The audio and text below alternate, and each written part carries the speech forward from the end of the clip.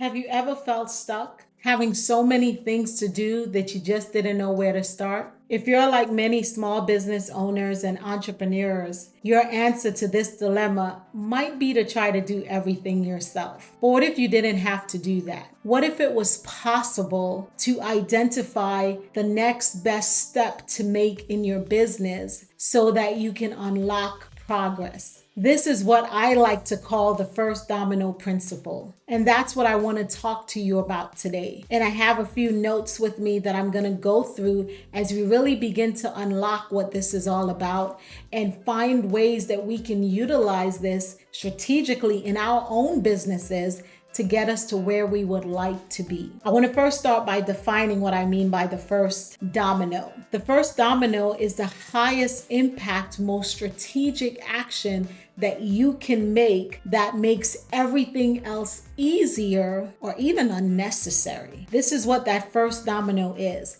And I want you to think about actually playing the game of dominoes. So when you play the game of dominoes, you're not moving all the pieces all at once. When it's your turn, all you need to focus on is what's my next best move. And if I had to summarize what I'm talking about with this first domino principle, that's really what it is. What is my next best move? You see, instead of reacting to everything, the first domino mindset asks, what is the one thing I can do right now that will create a ripple effect and impact multiple areas, not just one? And there's a formula that I've been working on to work with clients on how to identify that first domino in their businesses so that they can have the traction that they desire. And so here is the formula that I've been working on. Impact plus leverage plus timing equal momentum. You see, it's not just about taking action, it's about taking the right action at the right time, going in the right direction. And so we're going to spend a few moments just really breaking down what do we mean by impact, what do we mean by leverage,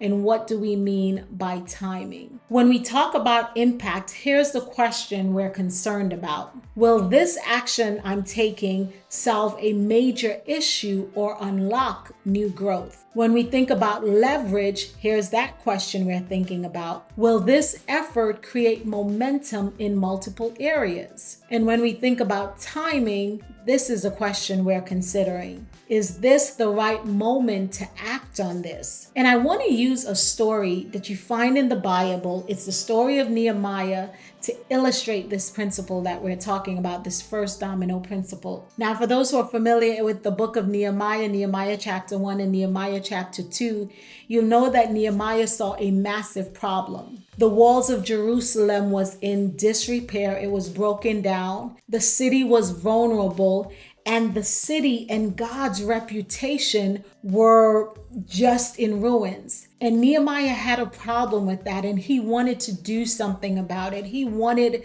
to rebuild the walls of the city.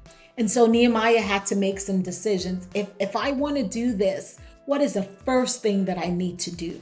And it goes without saying that the first thing Nehemiah did was pray. Absolutely.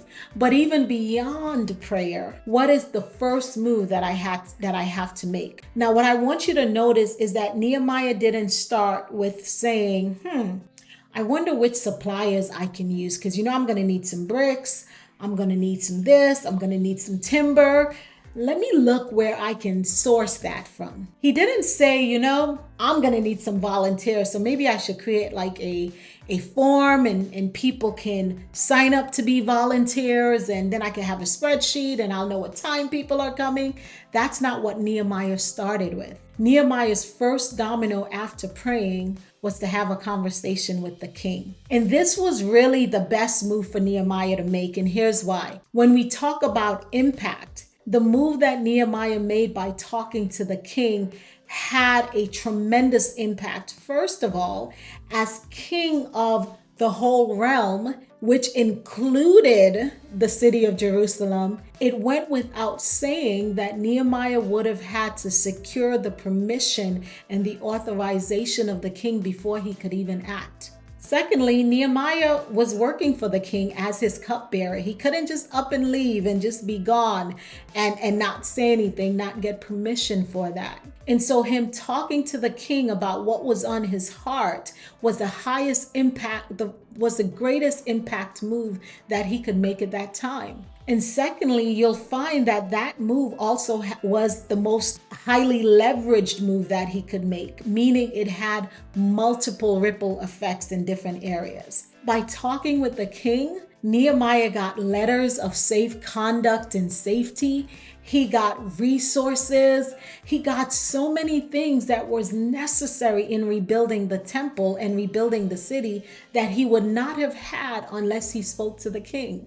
So that one decision had multiple effects. And then when we think about timing, if you remember the story, Nehemiah had been praying about his desire to rebuild the city for a little while. And there came a day when he was before the king and his face was looking sad. And the king said to him, Nehemiah, why is your face so sad? And Nehemiah shot up a prayer real quick. And then he went into explaining what was on his heart. The right timing, here was a question. And at the right timing, he was able to insert his request. And so in the story of Nehemiah, we can see how impact plus leverage plus timing equaled momentum. I want to share with you another story just to illustrate this point. You know, I was working with a client who came to me with what he had identified as his problem as well as what he thought his solution was. And one of the things that happens when you're coaching and consulting is that clients come to you and they have a sense in their minds of, this is what my problem is. And here's what I think the solution is. And sometimes they are correct, but sometimes they're not. They're semi-correct or they're incorrect altogether. And so I like to push back and ask questions so that we can really get clear whether what they have identified as the problem is really the problem. Because here's the thing in life. If you don't identify the right problem, then your solution is not going to be right.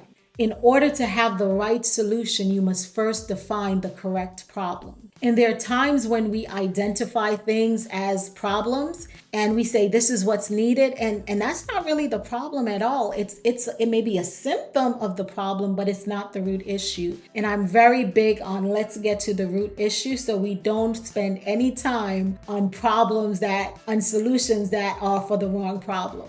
I'm gonna come back and do a video on that because that's near to my heart, but I'm gonna come off the soapbox right now. So anyway, he identified his problem as needing more marketing. And he's like, it's time for us to begin to do some ads, and I have a budget I'm putting aside. We need to do this so I can generate more leads. And so I said, okay, let's talk about this a little bit more. And as we began to talk about his problem as well as what he said was the solution, we discovered that he was really having a decent flow of leads coming in. And where the breakdown is that he did not have any capacity to follow up, and he wasn't following up. So leads were coming in, but there was no follow-up. And what is really interesting about that is we realized then that his first domino wasn't to start paying for ads. His first dominoes was to implement some systems so that he could find the margin and the time and the automations that was needed to follow up when leads came in. Now imagine if he had said, my first domino was just to get ads, I'm sticking to it, and that's what he went to do. He would have had maybe some wonderful leads and prospects coming in, but he would have no ability to really manage them to turn them into paying clients. And so it's so important that we make sure that we identify the right problem so we can really have the best next move where that's concerned. So marketing was in the first domino, systems were. Now, here's what I want us to do before I let you go. I want you to think about this question that I'm going to ask you. And here it is. What's the one thing in your business that if it was solved, it would unlock the most momentum? Now, I want to give you 3 questions to help to guide you in really coming to that right answer as it relates to this. And number 1, the first question is, what's your biggest bottleneck right now? Number 2, what action could reduce it or remove it most effectively? And then number 3, what can you take action on immediately without waiting for the perfect conditions, right? Now, if you still find yourself stuck trying to figure out, well, I don't know what that first domino is. I want to give you something else that you can do, because I know sometimes it could be a job just to reorient our minds in that way. So I want you to begin then, if you're still having trouble, to list 3 potential first dominoes. You may say, I don't know what it is, but if I had to guess, maybe I would say 1 is this, 2 is that, etc. What's those 3 potentials then that comes to mind for you? Then ask yourself this question: which one of those 3 options that I wrote down makes the other 2 easier or irrelevant even once I've solved for it? And when you get that, that is your starting point. Now, I want to leave you with some encouragement. Let me say it like that. I don't want you to let the reality of all the things that needs to be done paralyze you. And I know in a real way, when we have a lot to do and there's just so much we don't know where to start, it almost like it creates a paralysis. But you don't have to let it paralyze you. Just take the 10 minutes today, right? Only 10, to write down what you think your first domino is. And then what is one small step that I can take to begin to tip that domino over? Because here's the thing I know about progress. Progress is super, super addictive. And once you get going, it's like a chain reaction. You just don't want to stop. So I want to just encourage you to get the ball rolling, and that alone will create momentum. I want you to drop your first domino in the comments below. What's that first thing that you have identified? I would love to hear it. I would love to see what you're working on. So please drop it in the chat. And here's the thing. If you need help figuring it out, that's what I do for clients. That's what we do here at Verse. We help clients to get clarity. And so let's connect.